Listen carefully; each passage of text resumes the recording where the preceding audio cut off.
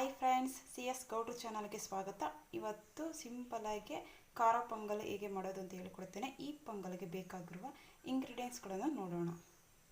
ಹೆಸರುಬೇಳೆ, 1 ಕಪ್ ಹೆಸರುಬೇಳೆ, ಈ ಗ್ಲಾಸಲ್ಲಿ 1 ಗ್ಲಾಸ್ ಹೆಸರುಬೇಳೆ, 1.25 ಗ್ಲಾಸ್ 1/4 ಗ್ಲಾಸ್ ಅಕ್ಕಿ ತಗೊಂಡಿದ್ದೀನಿ. ಮೆಣಸು, ಸಾಸಿವೆ, ಜೀರಿಗೆ, ಹಸಿಮೆಣಸಿನ್ಕಾಯಿ, ಕರಿಬೇವು, ಶುಂಠಿ ತುರ್ಕೊಂಡಿರೋದು, ಕಟ್ ಮಾಡ್ಕೊಂಡಿರೋ ಕಾಯಿ, ಕೊತ್ತಂಬರಿ ಸೊಪ್ಪು, ಅರಿಶಿನ, ಸ್ವಲ್ಪ ಕುಟ್ಕೊಂಡಿರೋ ಮೆಣಸು, ಜೀರಾ ಪೌಡರ್, ಉಪ್ಪು, ಎಣ್ಣೆ, ಜೀರಿಗೆ, ಇಂಗು. ಸ್ಟಾರ್ಟ್ ಮಾಡೋಣ. ಈಗ ಹೆಸರು ಬೇಳೆನ ಸ್ವಲ್ಪ ಬಿಸಿ ಮಾಡ್ಕೊಳ್ಳೋಣ.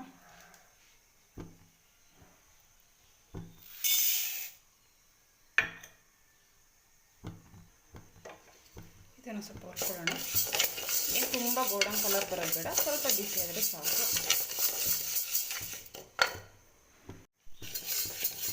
ಫ್ರೈ ಆಗಿದೆ. ಇವಾಗ ನೀರು ಹಾಕ್ಕೊಳ್ಳೋಣ. ಇದು ಬೇಯಕ್ಕೆ ಸ್ವಲ್ಪ ನೀರು ಹಾಕ್ಕೊಂಡ್ರೆ ಸಾಕು, ಜಾಸ್ತಿ ನೀರು ಹಾಕೋರು ಬೇಯಲ್ಲ ಬೇಗ. ಮತ್ತು ನಾನು ಇದನ್ನು ಕೂಗ್ಸಲ್ಲ, ಹಾಗೆ ಉಪ್ಪನಲ್ಲೇ ಬೇಯಿಸ್ತೀನಿ. ಕೂಗ್ಸಿದ್ರೆಲ್ಲ ಮೊಸರು ಥರ ಬಿಡುತ್ತೆ. ಉಪ್ಪನಲ್ಲೇ ಮಾಡಿಕೊಂಡ್ರೆ ಚೆನ್ನಾಗಿರುತ್ತೆ ಟೇಸ್ಟು. ಬೇಯಕ್ಕೆ ಬಿಡೋಣ, ಸ್ವಲ್ಪ ಜಾಸ್ತಿ ಬೇಯೋದು ಬೇಡ. ಬೆಂದಿದೆ. ಇವಾಗ ಇದಕ್ಕೆ ಅಕ್ಕಿ ಹಾಕ್ಕೊಂಡ್ರೆ ಸಾಕು. ನೋಡಿ, ಈ ಥರ ಇಷ್ಟು ಬೆಂದರೆ ಸಾಕು. ಈಗ ರೈಸ್ ಹಾಕೋಣ. ಈಗ ಅಕ್ಕಿ ಹಾಕೋಣ.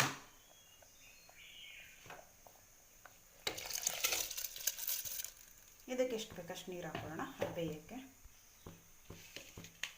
ಅಕ್ಕಿಗೆ ಎಷ್ಟು ಬೇಕೋ, ಅಕ್ಕಿ ಬೇಯಕ್ಕೆ ಎಷ್ಟು ಬೇಕೋ ಅಷ್ಟು ನೀರು ಹಾಕೋಣ. ಪೊಂಗಲ್ ಬೇಕಾದ್ರೆ ಗಟ್ಟಿಯಾದರೆ ನೀರು ಹಾಕ್ಕೊಳ್ಬೋದು. ಅಕ್ಕಿ ಬೇಳೆ ಎರಡು ಜೊತೆಲ್ಲ ಬೇಕು ಅದನ್ನು. ಇದಕ್ಕೆ ಉಪ್ಪು ಹಾಕೋಣ.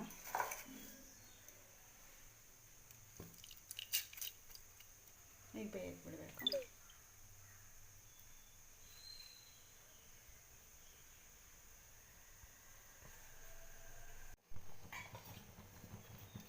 ಬೆಂದಿದೆ, 3/4% ಬೆಂದಿದೆ. ಇಷ್ಟು ಬೆಂದರೆ ಸಾಕು. ಒಗ್ಗರಣೆ ಮಾಡ್ಕೊಂಡಾಗ ಅಲ್ಲೊಂದು ಸ್ವಲ್ಪ ಬೇಯುತ್ತೆ, ಖಾರ ಉಪ್ಪು ಹಿಡಿಯೋಕ್ಕೆ. ಈಗ ಇದನ್ನು ಪಕ್ಕದಲ್ಲಿ ಇಟ್ಕೊಳ್ಳೋಣ. ಇಲ್ಲಿ ಒಗ್ಗರಣೆ ಹಾಕ್ಕೊಳ್ಳೋಣ. ಒಂದು ಪ್ಯಾನ್ ಇಟ್ಕೊತಾ ಇದ್ದೀನಿ. ಇದು ಸ್ವಲ್ಪ ಎಣ್ಣೆ,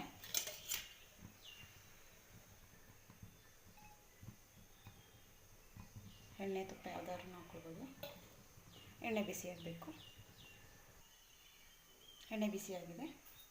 ಸಾಸಿವೆ ಸಿಡಿಬೇಕು. ಸಾಸಿವೆ ಸಿಡಿತಾ ಇದೆ. ಹಸಿಮೆಣಸಿನ್ಕಾಯಿ, ಕರಿಬೇವು, ತುರಿದಿಟ್ಕೊಂಡಿರೋ ಶುಂಠಿ ಇದನ್ನು ಫ್ರೈ ಮಾಡೋಣ. ಮೆಣಸು, ಜೀರಿಗೆ,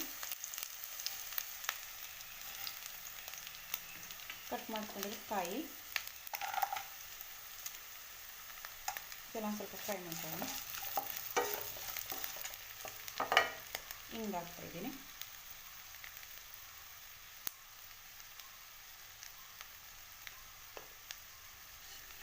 ಫ್ರೈ ಆಗ್ತಾ ಇದೆ. ಸ್ವಲ್ಪ ಅರಿಶಿಣ,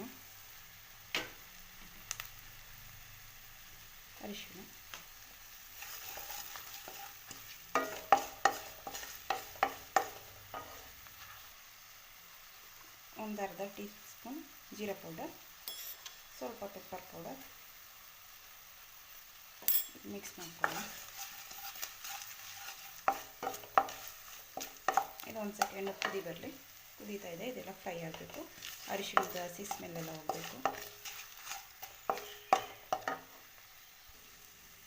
ರೆಡಿಯಾಗಿದೆ. ಈಗ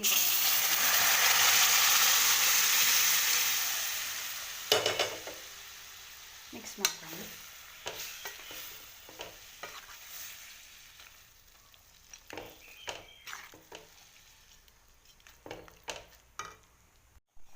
ಮಿಕ್ಸ್ ಮಾಡ್ಕೊಂಡಿದ್ದೀವಿ. ಒಂದು 10 ನಿಮಿಷ ಬೇಯಿಕೊಂಡ್ರೆ ಸಾಕು. ಖಾರ ಎಲ್ಲ ರೈಸ್ಗೆ ಅಡ್ಜಸ್ಟ್ ಆಗಬೇಕು.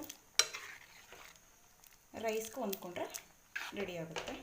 ಒಂದು 10 ನಿಮಿಷ ಕುದಿ ಬರಲಿ.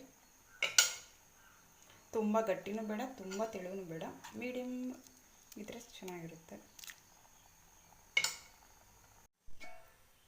ರೆಡಿ ಆಗಿದೆ.